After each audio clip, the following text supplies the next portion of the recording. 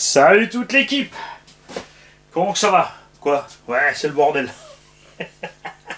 C'est pas grave, c'est pas grave. Il y a plus important. Petit retour de la sortie de dimanche parce qu'on a un tas de choses à voir là-dessus. Vous en faites pas. La carreau est pas bizarre, c'est juste que je l'ai rangé depuis 2-3 jours là, l'envers dans son truc avec des lipots vides posés sur le châssis. Résultat, elle a un petit peu ballonné, mais c'est pas trop grave. Parce que ce qui est bien, c'est que c'est tout aussi vite refait. Voilà, voilà. Alors, cette VTE2, nous y avons donc installé le moteur du X-Max. Ce moteur a reçu un carter avant RC usinage 34 et on a pour l'instant testé 100 radiateurs dessus. On est en 8S, on sort un petit 97, rien d'extravagant, on peut largement le faire en 6. Vous l'avez vu avec la VT1 7e, on était à peu près à quoi 100 et des brouettes. Et on avait quand même une autonomie d'un quart d'heure en 6S, en 4500, non même en 5000, on a eu des 5000, on a aussi... Non, on avait atteint la vingtaine je crois sur le circuit. Bref, là on est étagé en 18 par 45. On atteint donc à 97. C'est très pratique cet étagement parce que c'est loin de ce que le moteur peut pousser. Avantage sur les drifts, pour tenir l'acier du véhicule, super facile. Mais on a fait qu'un quart d'heure en 8S 5000, justement en restant un peu trop sur les gaz. Donc le test suivant à faire, c'est bien sûr avec un autre étagement qui permettra d'utiliser le moteur avec moins de régime pour avoir la même vitesse et on utilisera le reste en marge pour rattraper la machine si besoin. Donc le faire mouliner moins dans les tours au max parce que là, entre deux portions de virage, j'appuyais quand même à fond. Hein. Très important, on a constaté ça avec Bashbro, c'est que moi j'ai la spool d'origine, j'ai mis un autre pignon dessus tout simplement. Et le pignon, je peux le déplacer sur ma spool en le calant différemment. Ce qui fait que j'ai réussi à mettre le moteur de ce sens. Lui, il a une spool fixe. Et il a voulu le mettre et résultat ça ne fonctionne pas à cause des ouvertures ici dans le châssis qui sont placées vers l'avant. Tu vois ici mon arbre moteur est long. J'ai donc tout simplement il est beaucoup plus long, hein. On est quasiment à ras ici du pignon devant, j'ai pu serrer mon BTR, j'ai recentré ici la spool au milieu pour être justement dans cette ouverture. Mais si tu ne peux pas faire ça, impossible de le mettre parce que ta spool va être ici sur le châssis dès que tu dépasses les 40 dents. Tout simplement. Donc fais gaffe, si tu veux passer sur des étagements plus grands ou mettre des diffs complets déjà qui ont déjà 45 dents par là, ça va coincer. Par contre, comme je l'ai dit, moi je suis super content d'équilibre, j'ai le moteur ici arrière droit, variateur à l'opposé, les batteries en avant. Mais tu peux joindre plus ou moins le même équilibre si tu mets ton moteur tout simplement décalé vers l'arrière, c'est-à-dire tu inverses les deux cardans, tu pousses le tout en plus en arrière, au lieu d'être avec le moteur là-devant, tu te retrouves avec le moteur ici au centre, tu mets le vario ici et tu recules tes lipos. Ça c'est une chose que tu peux essayer.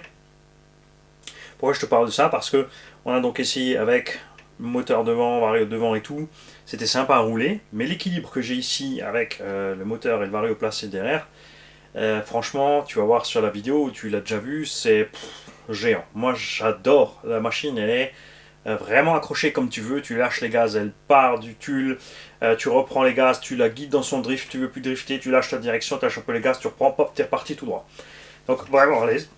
Avec plusieurs types de pneus, même, et ça c'est l'autre point important qu'on va aborder ici, ces pneus Power Hobby qui sont plus que... ils sont pas décevants, mais c'est pas beau. Je suis pas content avec ces pneus par rapport à la qualité-prix. Le confort du pneu pour rouler est agréable. La tenue en virage ça va, tant que tu n'agresses pas, dès que tu agresses ça commence à partir sur les côtés. Motricité freinage c'est pas mal. Le problème c'est la durée de vie.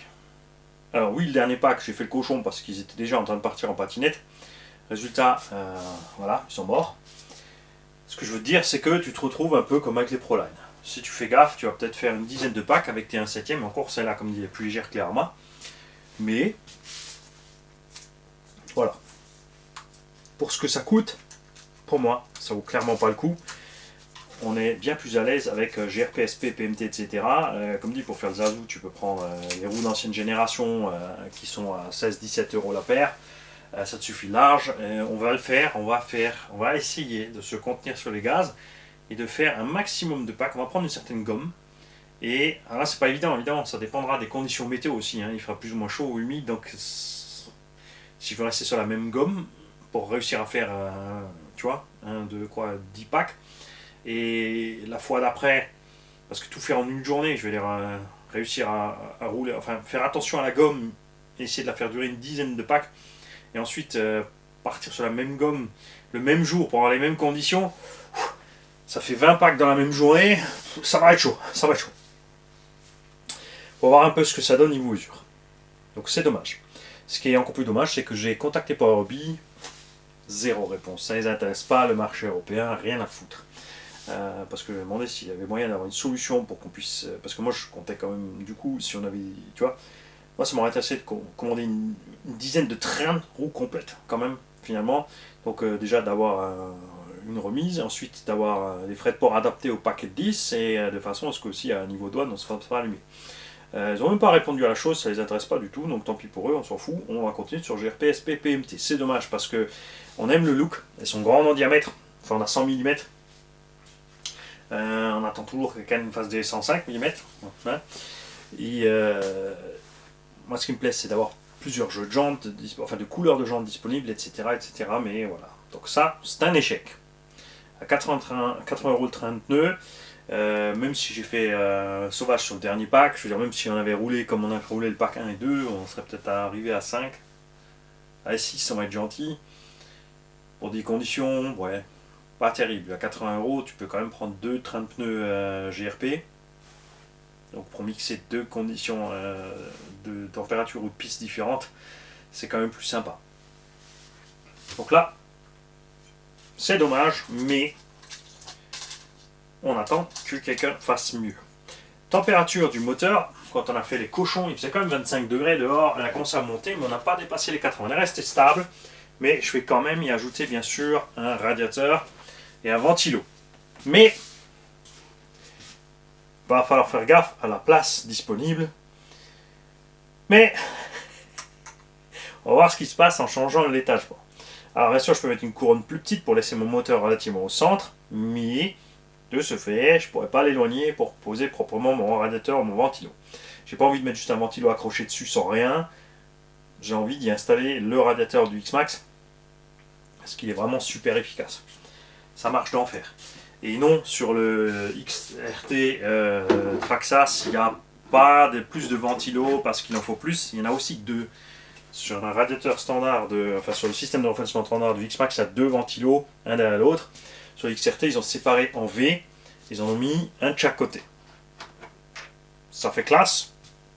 Et surtout, c'est pas en haut pour pas se faire atomiser la citrouille, tout simplement par la cage et l'arceau quand la voiture va se retourner, contrairement, c'est quelque chose qu'ils avaient zappé sur le Erevo 2.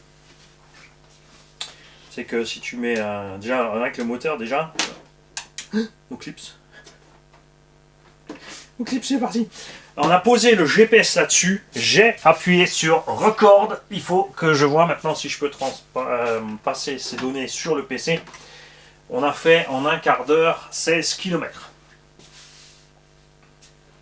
Quand on n'attaquait pas encore trop fort.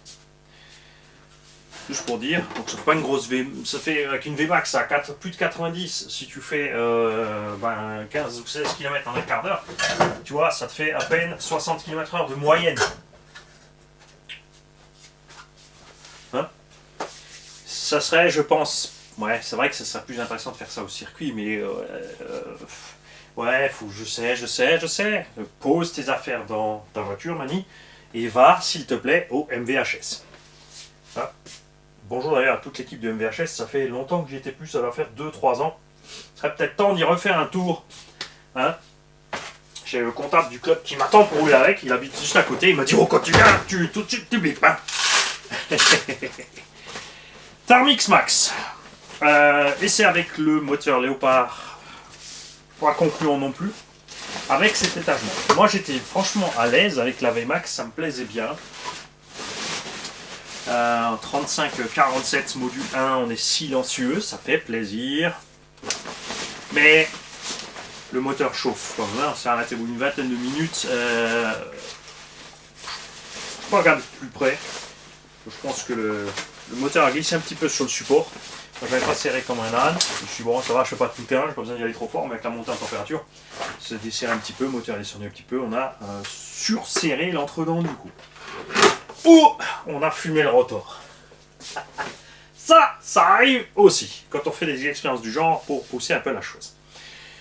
De toute façon, le XTR, ben, il va arriver.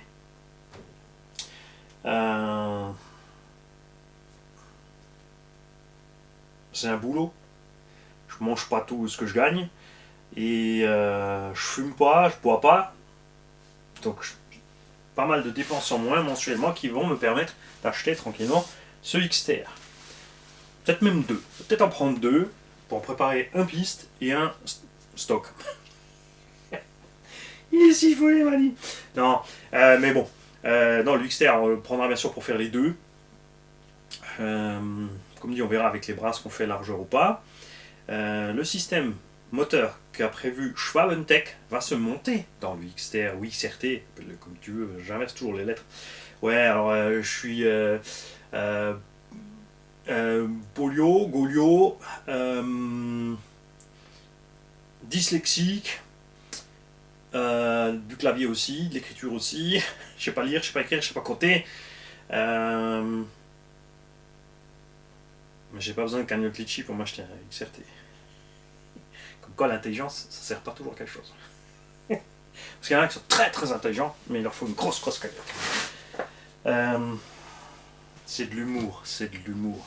Si ça marche, tant mieux.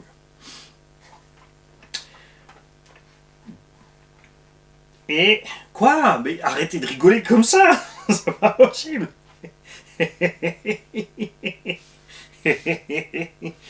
Ouais, donc évidemment le projet Tarmix Max, on va presque en rester là. Je dis presque parce que j'ai encore une petite idée stupide. On va encore faire une dernière connerie avec. Moi, ce qui m'amuse, c'est le...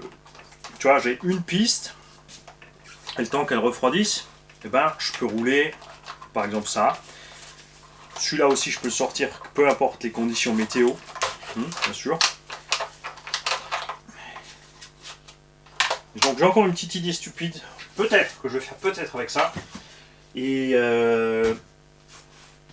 laisser des roues piste 190 mm, on va le faire bien sûr avec, on va garder celui-là en stadium truck, c'est-à-dire avec les pneus à crampons pour la pelouse et les pneus de piste pour aller un peu partout sur le circuit quand c'est dégueu.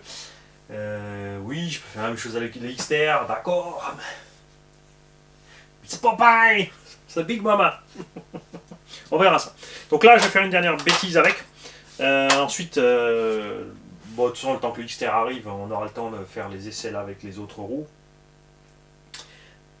Parce que je sais pas si le XTR est pas un peu trop bas pour faire le Gymkhana, il va aller peut-être un peu taper trop vite le sol. On verra ça quand il sera là. De toute façon, j'en sais rien. Du coup, parce qu'on parle de ça, j'ai aussi envie, bien sûr, d'essayer le système Schwabentech. Donc en fait, il y a deux trucs à faire avec ça. Merde. Et non, on peut essayer un système Schwabentech dans le XRT. Et on va essayer, là, on va peut-être le mettre le 880 là-dedans. Je pourrais repasculer sur le Hobbying 1100. Mais voilà. Ce que je suis en train de dire, c'est que... j'ai peut-être 3 X-Max de trop encore. Je sais pas, je vais voir. Et ça, c'est l'autre truc que je vais aborder dans cette vidéo, c'est que je m'en mêle un peu les pinceaux avec tout ce qu'il y a à faire, et parce qu'il y en a une tonne à faire. Là-dessus, on va mettre, enfin j'ai déjà dedans un moteur de 74, avec le même rapport de transmission qu'on avait avec le 68 mm. On va mettre la même batterie, et on va retourner au même endroit avec les mêmes pneus.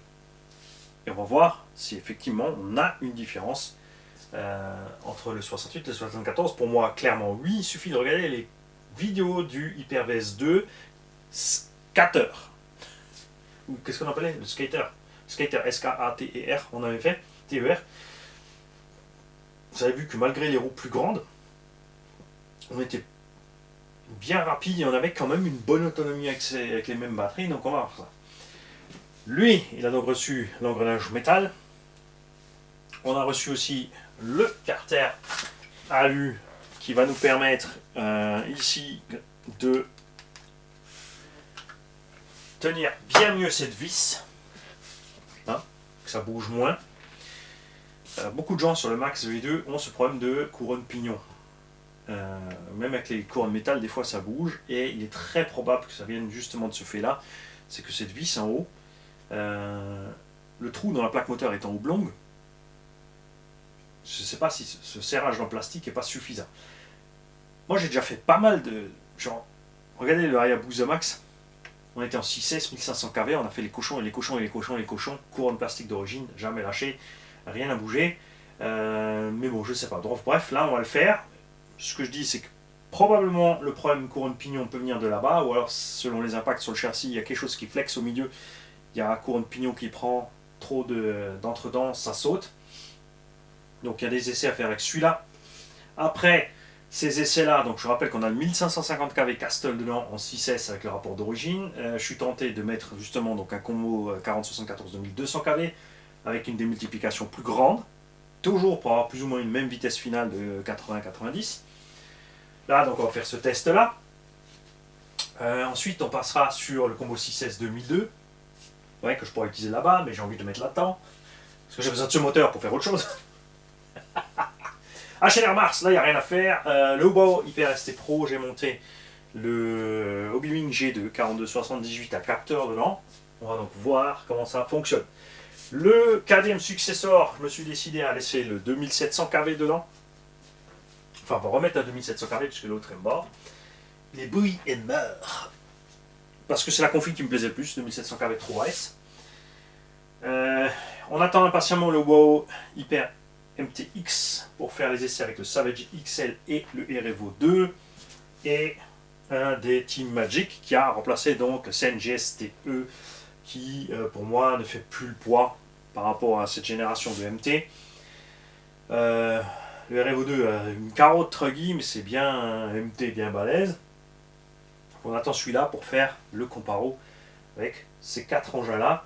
Donc je répète, plus au centre châssis, boîte de réduction.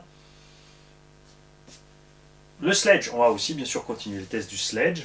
J'attends les pièces RC by J pour, enfin tout mon sledge vert RC by J. Ensuite on mettra le châssis neuf du sledge vert sur celui-là. On mettra le support GPM qui est là-bas, qui est déjà prêt. J'ai aussi pris la direction alu. Mais de cette direction alu, nous n'avons utilisé qu'une partie. Je t'explique pourquoi. Je ne veux pas toute la direction alu. Ce qui m'intéresse, c'est juste le levier supérieur pour voir. Parce que le levier Traxxas est tellement flex, bah il plie. Le reste, ça fonctionne très bien. Je n'ai pas envie que ce soit trop balèze ou que ça coince. La pièce du haut en alu sur la pièce du bas en plastique, ça ira très bien. Enfin, on va voir. On verra ça. J'oublie bien sûr pas les tombolas. Je me suis enlisé un petit peu nouveau là. Tu vois, c'est pour ça que je te parle de tout ça. Pour que tu vois un peu comme ça part dans tous les sens. Il y a encore un projet avec une base Arma que j'ai en route. Et les tombolas sont toujours pas finis. J'ai toujours encore les tirages à faire. Tu peux plus jouer, c'est trop tard, mais je dois faire les tirages, évidemment. Et en plus, il faudra nettoyer le Rilly Bash au passage. On n'oublie pas le petit Larlo Buggy, le Larlo Probolt. J'ai reçu les pignons, il est toujours pas remonté. Faudrait peut-être te bouger. J'ai la Serpente et le Hyperstar à finir pour les nouveaux propriétaires. Voilà. Pourquoi je te dis tout ça? Comme ça, tu pourras me le rappeler au fur et à mesure des vidéos quand j'aurai oublié un truc. Ouais, ça compte, c'est comme ça. Donc là, est-ce que je vais attendre le moteur Schwabentech ou est-ce que je vais... Non, on va le faire. Il faut le faire. Il y a besoin de la faire, cette connerie. Je préfère la faire sur le X-Max que sur le XTR, parce qu'à où si ça part en touille. Pièce de X-Max, j'en ai assez. Perso, je suis pas persuadé d'avoir besoin du XTR, hein. Sérieusement. Mais j'ai envie de voir ça vraiment ce châssis LCG, parce que ça va changer tellement que ça. Et le Yikon DF7. Alors celui-là, mes amis, j'ai cochonné avec dans l'herbe à faire des drifts de ma boule quand je ressors les pneus. Non, ils sont déjà mélangés dessus, c'est bon. Alors, le DF7, on l'a sorti dimanche sur la piste avec les Street Fighter. Ceux-là. Ça. On avait trop de grip. C'est casse-gueule à mort, mais comme tu peux voir, quand même, le pneu n'a pas branché. C'est ce qui m'impressionne quand même. On n'a pas roulé beaucoup, mais on aurait déjà dû avoir quand même quelques traces. Ça s'est pas fait, donc tout va bien. La gomme est vraiment de bonne qualité, mais c'est pas du tout adapté à une piste sèche. On attendra qu'il fasse froid ou humide.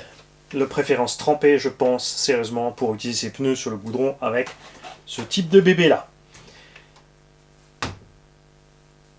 Les valets sur le goudron, là, dans les conditions météo qu'on avait, ça allait mieux que ça. C'était moins casse-gueule. Ensuite, on est passé dans l'herbe, équipé de ces 4 Street Fighter. L'herbe était encore un peu mouillée. Le pied, génial. J'ai fait le cochon dans la prairie. Le champ est complètement... C'est vraiment devenu un champ à bosse de taille RC. La suspension travaille dedans, elle fait comme ça, la caisse passe tout droit. Il est mieux passé tout droit que le UDR, avec ses réglages d'origine. Là, on est full origine, le UDR full origine et ça full origine, au même endroit, ça se passe moins bien.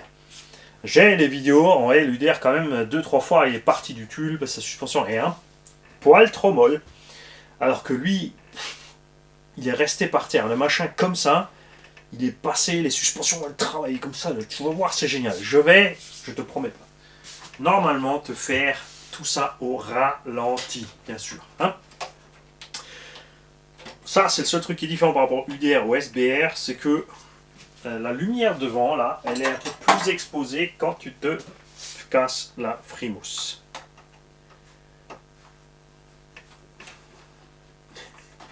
Ouais. Mais, non, on n'a plus de serrage. Il n'y a plus. Fini. Là non plus. Bref, elle est encore entière. C'est juste la vis qui est sortie, ça ira bien, on remettra ce qu'il faut. La carrosserie est infiniment plus solide que le Traxxas UDR et que les carreaux de la gamme Horizon Hobby. On va dire que c'est comme le Mojave. Oui, Horizon Hobby, dans l'Osi SBR. Puisque le Raptor, j'ai pas testé. Je vais pas dire de bêtises. Franchement génial. Ensuite, donc cela, ce goudron, ça se passait mieux que cela dans ces conditions de température là. Dans l'herbe, ça allait un poil mieux que les roues d'origine, je trouve. Les roues d'origine sur goudron, non, ça c'était vraiment pas faisable. J'ai pas essayé ce jour-là, mais j'avais essayé le jour d'avant, souvenez-vous, dans le petit parc. Je pense donc sérieusement laisser cela dessus dans l'herbe. Mais on verra ça. En tout cas, ce que je vais faire, c'est que je vais toujours les emmener. Et je pense que switcher régulièrement les roues pour faire les essais selon le terrain, enfin, il faut vraiment que je m'y mette. N'oubliez pas qu'il faut les petites rondelles avec. Il y en a une qui s'est fait la malle. J'ai installé tout simplement un écrou de HP Savage Flux pour le remplacer. Pour sauver la mise. Donc la carreau méchamment solide. On a fait quelques roulés-boulés, du frotti-frotta. Mais j'ai toujours rien. J'ai pas la moindre déchirure ni craquure dedans. On a frotté sur le toit. Bon là ça va, hein, j'ai pas fait non plus 15 km sur le toit. Mais tu vois, là on est resté accroché 2-3 fois. Tout va bien. Évidemment les roues ont frotté les ailes, ça nettoie un petit peu la peinture par dedans. Il faudrait presque que ça parte en entier la peinture, que je puisse en refaire une. Gaffe, quand vous mettez ces adaptateurs là, j'ai mis d'autres écrous pour que le nil stop soit bien pris sur le filet. Hein. Parce que si tu laisses les écrous d'origine, le nil stop n'est pas sur le filet. On essaiera avec aussi les rondelles Traxxas en plastique, mais possible que l'épaisseur, je les ai mis quelque part par là. On essaiera, je vous tiendrai ça au jus sur la vidéo spécifique au Yikon. En tout cas là, j'ai passé 4 packs le premier jour d'essai, le deuxième jour d'essai aussi 4 packs. Encore un peu plus d'affilée, la température moteur est montée, mais il est resté dans des températures acceptables. On n'a pas déraillé, transmission pareille. Tout va bien, toujours encore. Certains ont cru que l'entredent est trop petit, mais l'entredent n'est pas trop petit. Ça, c'est ferraille sur ferraille, c'est la matière du pignon et de la couronne qui font ce bruit-là. On va donc faire la vidéo d'accès méca à l'engin, profiter de cette vidéo d'accès méca, puisqu'on devra sortir ce diff pour changer l'huile avant. Centrale, je ne sais pas encore si je vais le faire, parce que tant que je n'ai pas passé l'arrêt en diff, ça me permettra quand même d'aller évacuer la puissance vers l'avant. Faites gaffe, comme c'est un plomb bloqué à l'arrière, je vois juste, tu sais ce qui s'est passé là? C'est que mes roues à capite ont tourné sur les zigzags. Enfin, elles n'ont pas tourné complètement, mais elles ont fait un petit tour, un petit demi-tour. Il va falloir se méfier avec ça.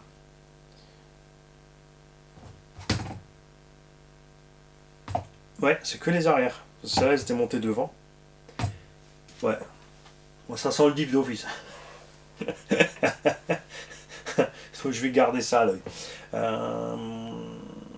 J'ai peut-être d'autres zigzags que je peux mettre, hein, mais on perdra les offsets. Bon, ça pareil, on en parlera dans la vidéo spécifique sur le Yikon. En tout cas, le 1600 kV fait le boulot super bien. En 6S 4005, un quart d'heure, c'est tout à fait normal avec ce poids-là. Les perfs sont là, on s'amuse bien. T'es pas obligé d'être tout le temps en fond dessus. Bien sûr que je vais essayer un autre moteur, le 1600 kV toujours, mais en 82 et peut-être même en 92.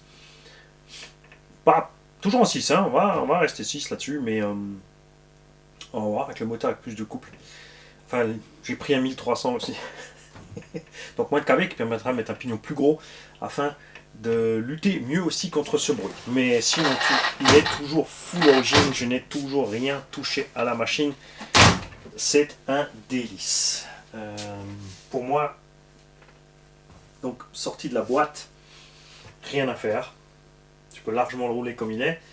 Le UDR, il faut travailler un petit peu les suspects, et c'est surtout les barres stables qui manquent. UDR, c'est tout ce qui lui manque, je pense vraiment, pour pour être plus ou moins équivalent.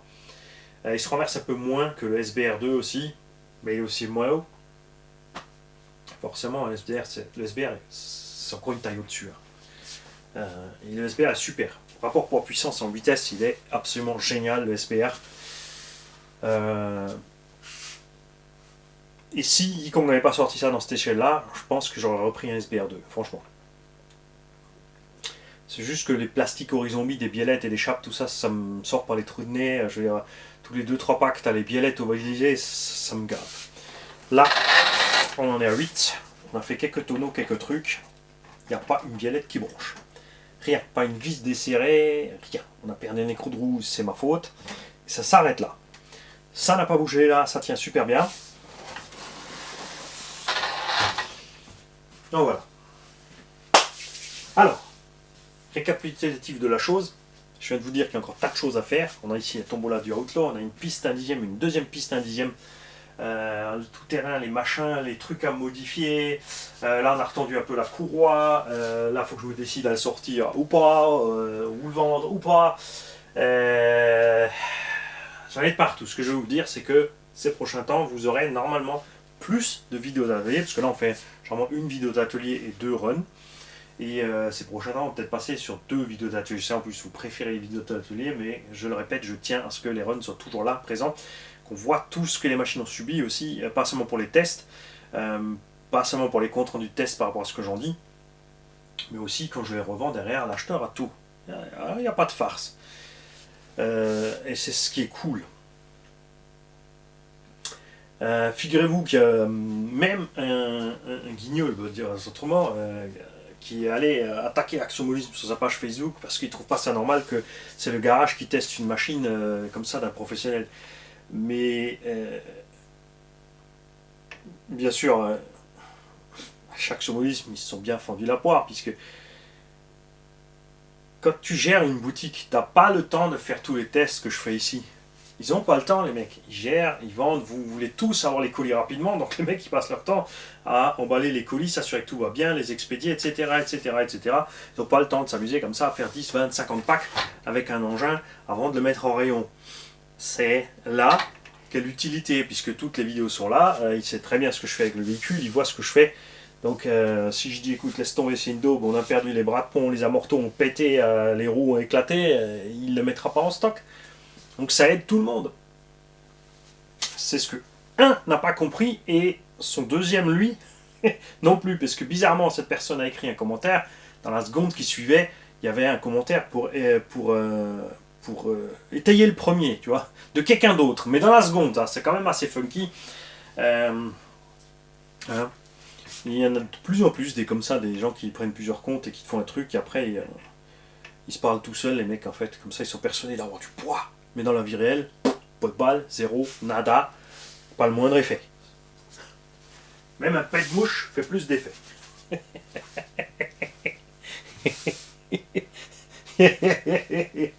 Ouais, je sais pas si c'est l'arrivée de l'hiver ou le fait que le printemps dure comme ça jusqu'en novembre-décembre.